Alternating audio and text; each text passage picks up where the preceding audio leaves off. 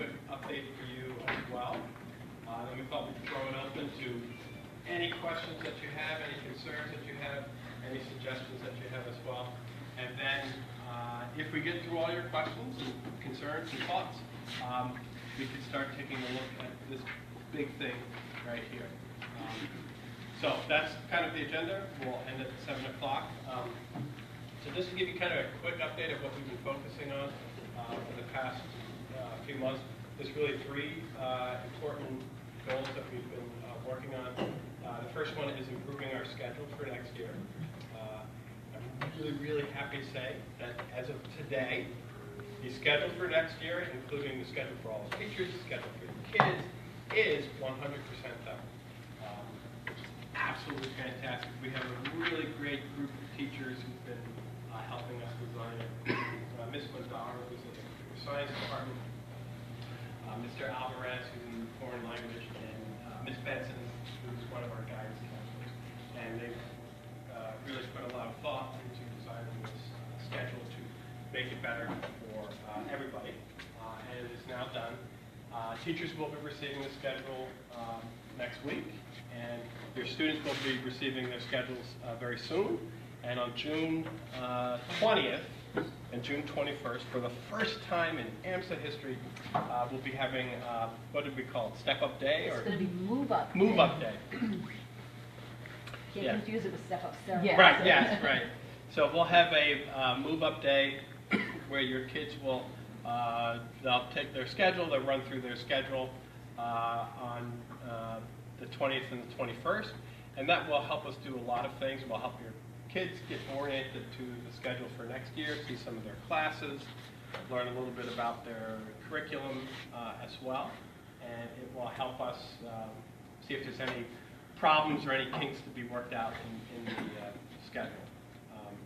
So that's upcoming. We're looking forward to doing that. We've also done a lot of work on professional development. We've implemented a new PD program for next year to help our teachers improve their craft so that they can teach your kids. And another really important thing that we've been focusing on, in addition to the PD and the schedule, is retaining our teachers and figuring out the best ways that we can do that. Certainly the schedule and the PD program help us do that. But I think even more importantly than that is kind of the culture that we're trying to build at our school. And this is a culture that includes all of us, you, students, teachers, alumni, everybody associated with AMSA. And the vision that we're trying to build here is a very democratic vision where people have voice and people's input is valued and it matters, from teachers to students and parents.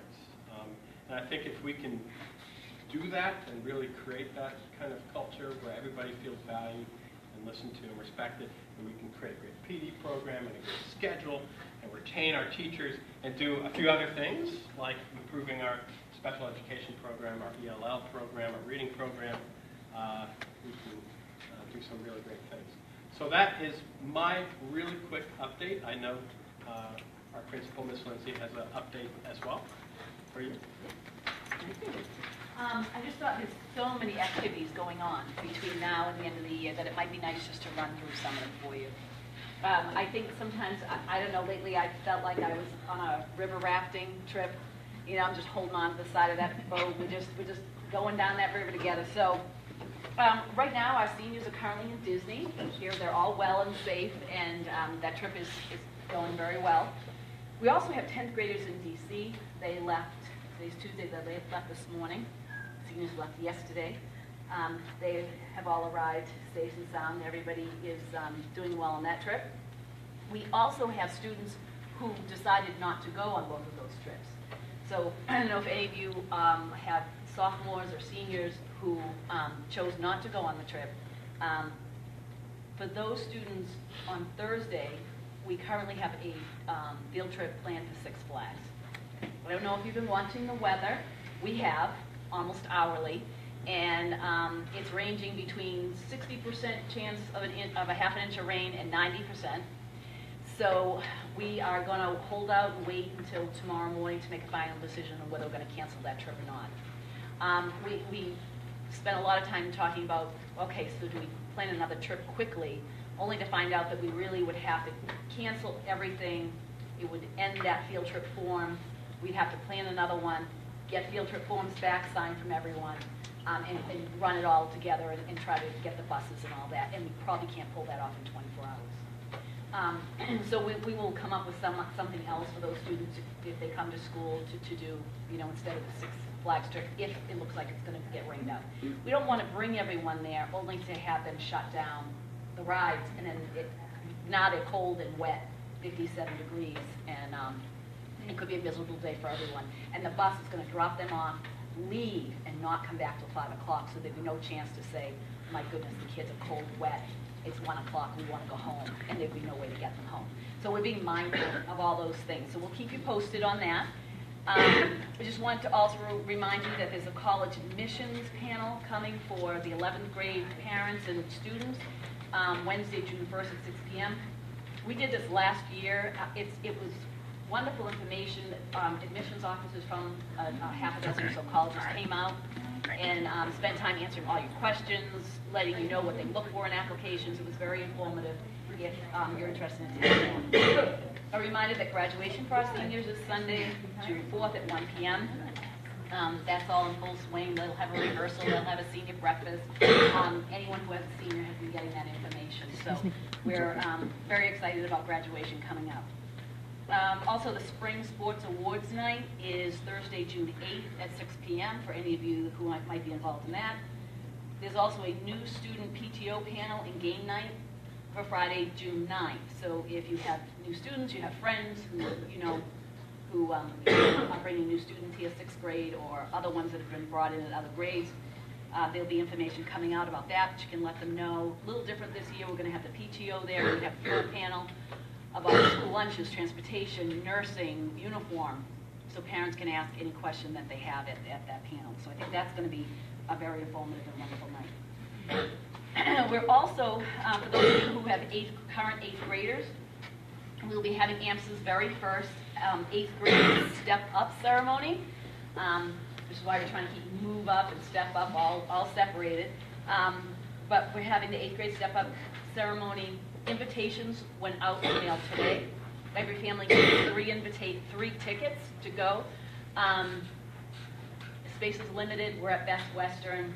They're fitting 700 seats in the space, so 155 students times 3 tickets for each. It fills that space. So we're really excited about this. We hope that the students enjoy it. I know it's something that we've requested over and over again, so we're very excited to be able to do that.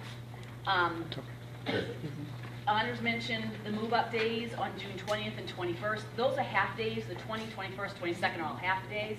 So for those 2 half days, one day they'll go through Schedule A, and the second day they'll go through Schedule B. So they'll go through both days. And I think this is going to be a great opportunity for them and for us. Could you just repeat the dates of the half days? The half days are June 20th, 21st, and 22nd. The step-up day? The step-up days are the 20th and the 21st. The 22nd is field day. The PTO here does a wonderful job on the last day of school putting together a field day. They rent big blow-up bouncy things. They have somebody come, they scoop ice cream the whole half a day. They're looking for parents to help and volunteer, so please let them know if you're available. They do it behind 4 kicks in the field, and I've been told that it's an amazing day for the students. So that's on the 22nd. When was the college panel? The college panel is on Wednesday, June 1st at 6 p.m. Yep. And then, as I said, the last day of school is field day, and that's on June 22nd. So lots coming, and it's all happening very quickly. I know we had a Portuguese interpreter coming today. They're not here yet, but a parent just told me that she speaks Portuguese, so if anyone we had 3, okay, I know we had three parents who said that they would like some help with the Portuguese. Are you the interpreter? Yes, I am the interpreter. Oh, okay, we didn't know you were here. Who are the people, who was it who needed help with the, with language? I can help with that, is Janata. So I think this woman over here is the one who needs help. Thank you. If you just came in as a homework assignment here. So you need the same Portuguese so you can understand. I think the interpreter is here. Oh, okay. And No. I said I can translate this. oh, so we have lots of translators. That's good. If anyone needs help, So it's Over here, this one. thank you. so it's 6:11. Why don't we try to see if it works? Maybe 20 minutes for hot button issues, questions, concerns, thoughts, considerations. If it goes over, it goes over. Perfectly fine. The most important thing is to address your concerns. But if not, then maybe at 6:30 we could dive into some of these questions and get your thoughts on these big, broad questions. How's that sound? So? Okay. All right, so fire away. Questions, thoughts, concerns, ideas. We talked about teacher retention being an important issue. It might be nice so everybody in the community can understand how much better we've done this year at the end of the year. I know it's kind of a moving target for us, and we won't really know until we come back in the fall, definitely. But it would be nice to know, and I think it would be a positive note to start on the year to say, this is where we were last year, and this is where we think we are this year. Yeah, so last year was a very difficult year at AMSA, and we lost a lot of really, really good teachers. And any one good teacher that is lost hurts staff morale, and it hurts our students, because those really good teachers help kids learn. And we lost a lot of really good teachers last year. So one of our really core things that we really have been focused on is retaining our teachers and creating a culture in our school where teachers feel respected, listened to, heard, and valued, and where they can see AMSA as a place where they can grow. And if we can keep, grow, and retain our great teachers, they will help your students, they will help your kids, they will help grow our school. So last year, we lost a lot. I always remember seeing emails from the head of human resources, please thank so-and-so, they've decided to move on. It was really kind of disheartening. This year, my sense is, and Mr. Alzaredo, who is the faculty representative, can certainly speak much more to this than I can, because he speaks with the teachers every single day. My sense is that we're doing better, and I think my sense is that the teachers are beginning to sense a positive change. And certainly Miss Lindsay and I have really put a lot of emphasis on that. Be that said, I don't think we are where we exactly want to be. We just, Mr. Scally, who's a fantastic ELA teacher, has decided to move on. And we will certainly really miss him dearly. But be that said, I think we are in a bit a better spot than we were last year, and I hope to continue to improve that and continue to attracting good teachers and retaining good teachers. Because at the end of the day, that is what really, truly makes a difference in a school. So just as a follow-up to that retention practice, was there any specific feedback that came from the teachers that were leaving that then you incorporated into your current process? Well, I think one of the most important reasons, there are several reasons. There's always personal reasons why a teacher might leave a school. Their family's moving or family issues and whatnot. There's questions of salary and how much a teacher is paid. And to be frank, I think we can do better with that at AMSA, and I know the board is interested in that. I'm very interested in that. And I also think a larger part of that is what we, over the past few years, what we've kind of lost at AMSA. When we first started at AMSA in 2005, and I'm one of the oldest folks here. When we first started at AMSA, we kind of had this vision of a school that was open, democratic, scientific, where there was lots of experimentation that was going on, where teachers were free to write their curriculum, where department heads had a lot of autonomy in creating their own departments. And it created a great sense of intellectual freedom. And I think that's a really great argument to retain teachers and to grow teachers, to say that, look, at AMSA, you have intellectual freedom. At AMSA, we value your intellectual ideas when it comes to teaching that class and teaching that subject. So Ms. Lindsay and I really, really tried to emphasize that, to encourage department heads to take autonomy in their departments, for teachers to craft their own professional development plans, to encourage teachers, and also really, really important is what we do with feedback. I think a lot of teachers felt last year that they were not listened to, that their ideas were not respected, and that nobody really cared what they thought in any event. We want to do something very, very different. We want to reach out to teachers. We want teachers to constantly help us and to constantly criticize and to constantly question why things are done, and to let them know that in this environment that's encouraged. I think since I've been here for 13 years, what has happened to previous administrations, and we've had many, many different administrations, is that they have this tendency to close their eyes to what is happening and to look at criticism as unprofessional or not cooperative or not being a team player. I really want to emphasize something very, very different, that criticism is helpful, ideas are helpful, that we're all colleagues and we're all part of a team. And if we do that and we're open to ideas and open to criticism and they're constantly questioning things, which is what scientists do, and we are the math and science school, we can keep fresh, retain teachers, build trust, build a strong culture. So I'm confident we're making progress. I want to make a lot more progress, though. I have to hear from Tom. Yeah, maybe Mr. Azeredo, if you wanted to say a word or two. What's the culture? How you think things are going with the teachers? Compared to last year, Mhm.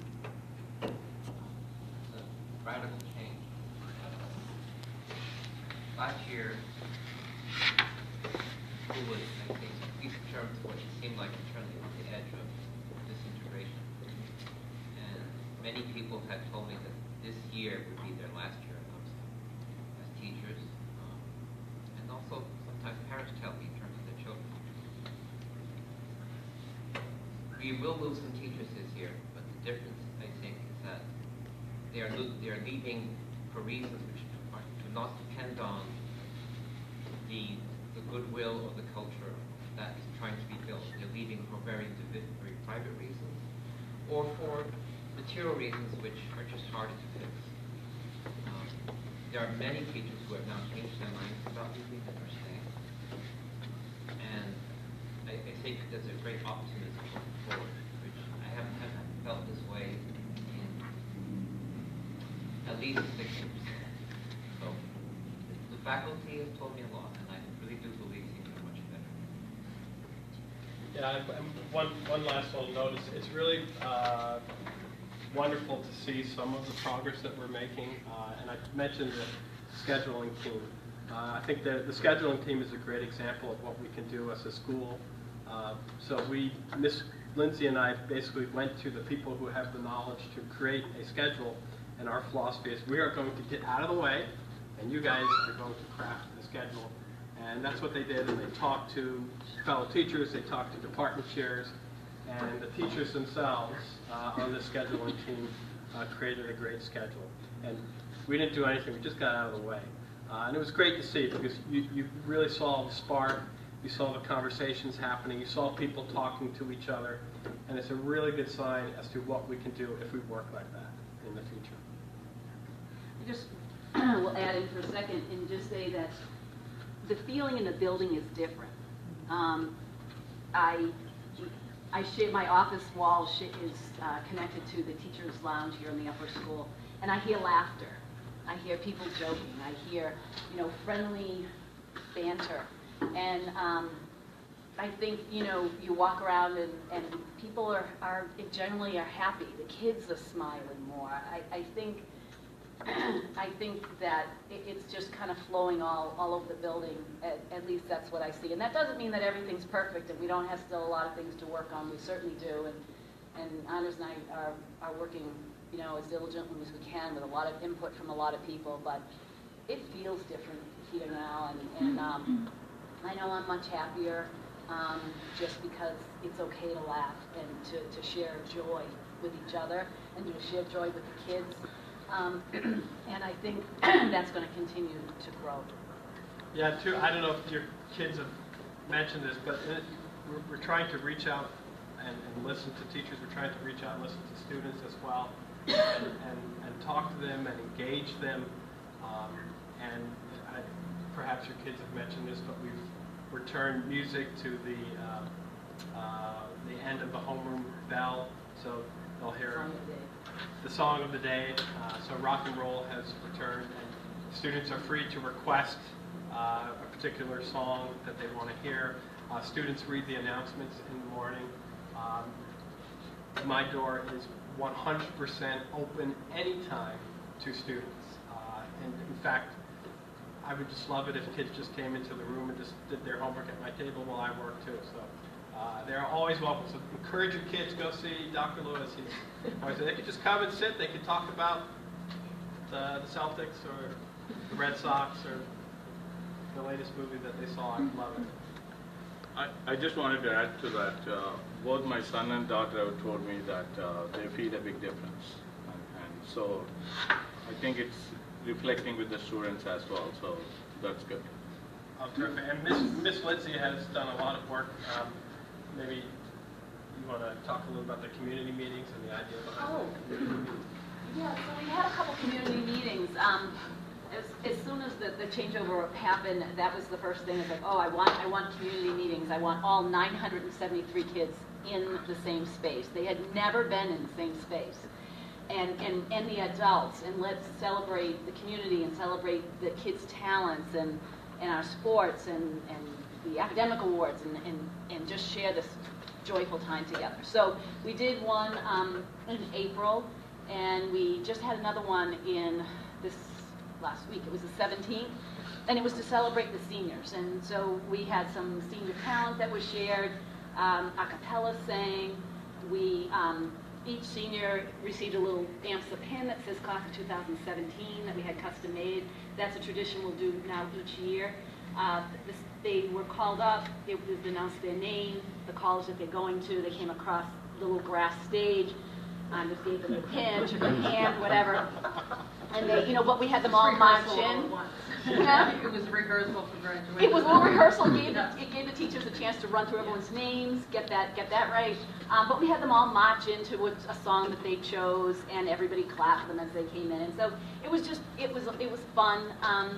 We're going to do 4 of those a year. There'll be one at the end of September, the one before the holidays. We want to celebrate all the different cultures that we have in the school and what different cultures do for the holidays. We'll have another one at the end of March, just to kind of get ready for spring, and then another one for graduation. And the hope is just to make those part of the community.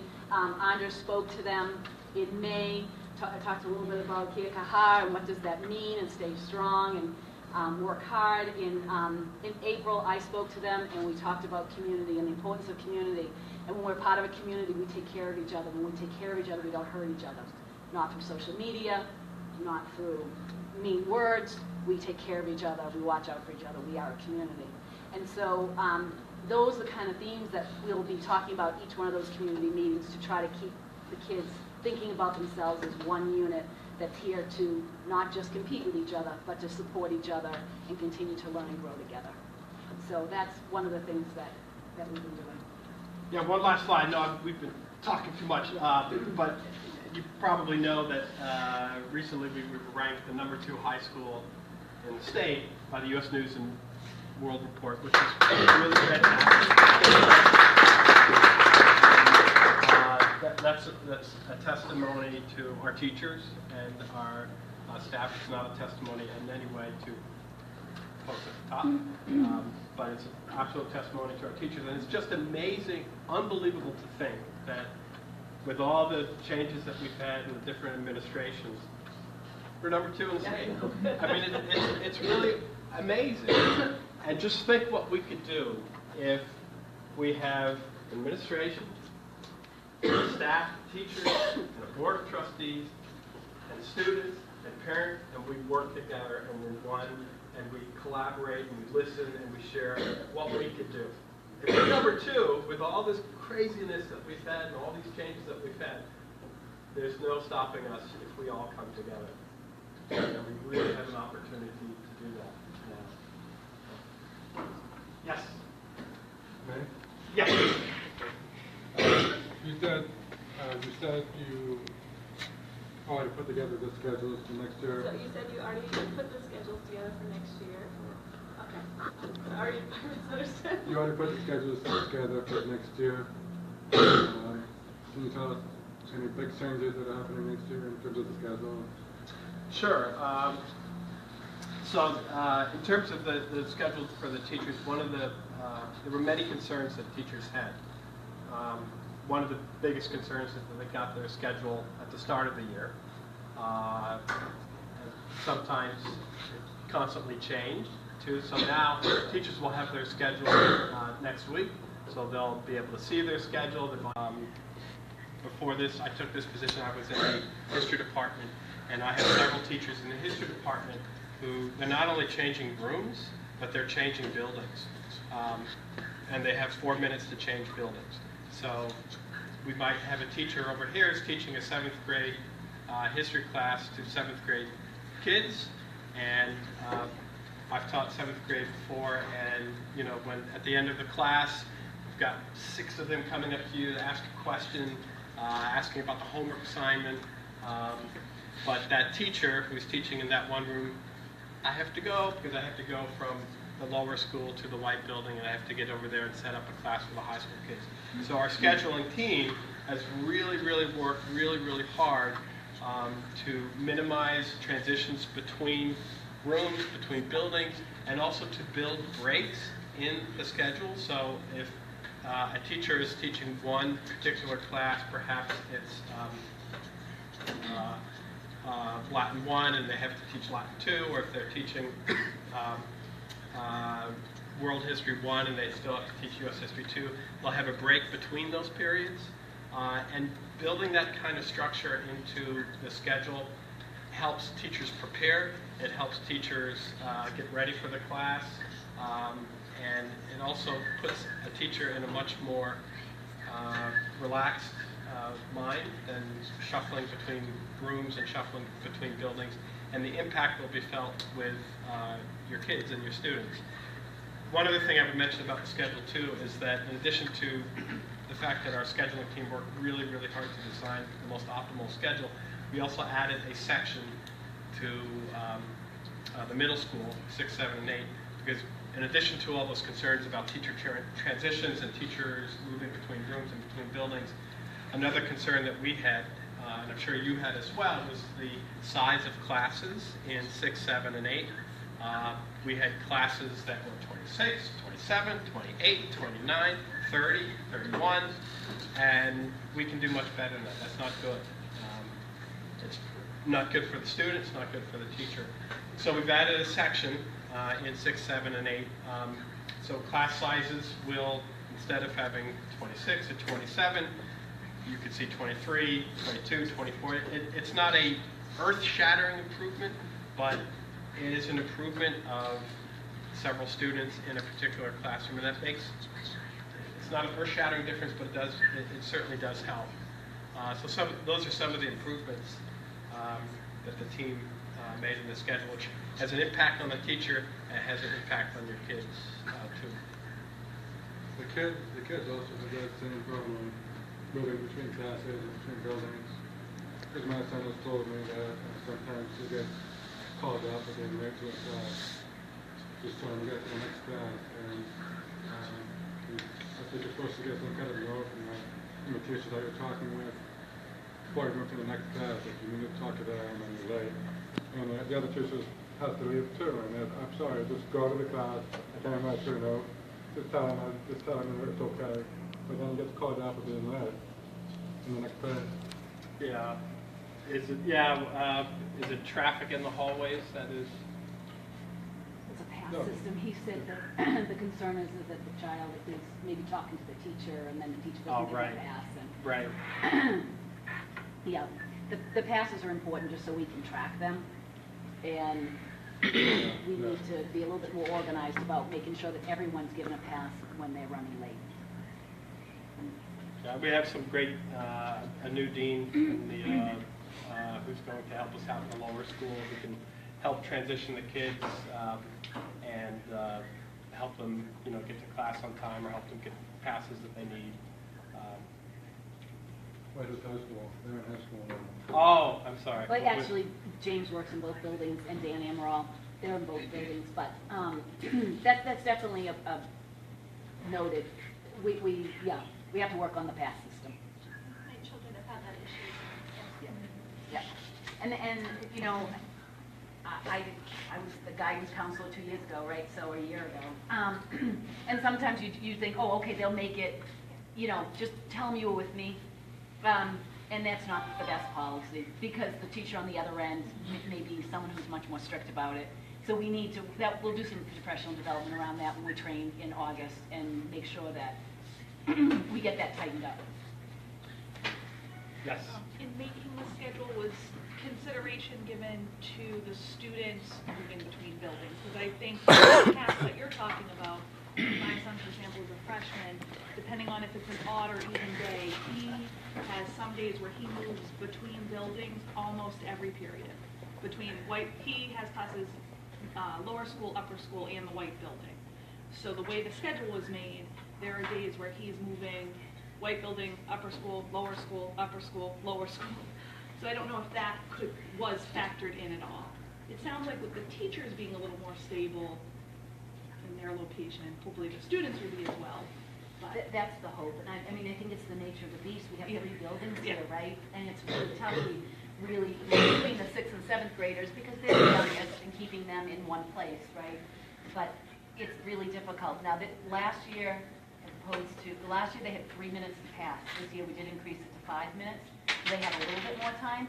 Sometimes we find that they're lingering too, and they're not really just going, and so they're running late, which, they need to kind of keep moving along. But I don't know how that can be done. We tried that. That was what happened. One of the issues we had last year was we were trying to have the teachers move everywhere and the students move less. That's the system we're in right now. It's a mess. So we're trying to flip it around and see if that stabilizes things. But unfortunately, we're in 3 buildings, and boy, I'd love to pull it all together and squish it, but it doesn't. Yeah, it's a. Yeah, you'd rather have the course that you want versus being in a building. Yeah. it's not a huge complaint. I'm just thinking in terms of being late to class. Well, I think it's, Well, I can tell you that we've moved history over to the white building, and we try to consolidate. There was some random math teachers over there, and we're bringing them over here. So we've tried to kind of consolidate and group together where the teachers are. So maybe that will help. It's a little shift every year till we get it right, or a different building, right? Yeah, the problem with the schedule is that if you take from one area, or if you add to one area, you're taking from another. It's a really delicate balancing act involving tons of algorithms, and it's also the schedule is also kind of a political moral statement about our school and where we put our priorities and how we do it. And it's really, really difficult given the buildings and the rooms that we have. We try to do the best that we can and certainly listen and accommodate kids who might be a little bit late to class. I'm still teaching a class, and I always have every single day 1 or 2 stragglers who'll come in a minute or 2 late, and I'll just, oh, I see you decided to come to class today. And, the good kids will laugh, and they'll just get started, and we'll So it sounds like that can be addressed by that kind of an approach by the training of teachers, whereby, I mean, as an adult, you should recognize when some kid is just trying to, not come to class, Right. versus Right.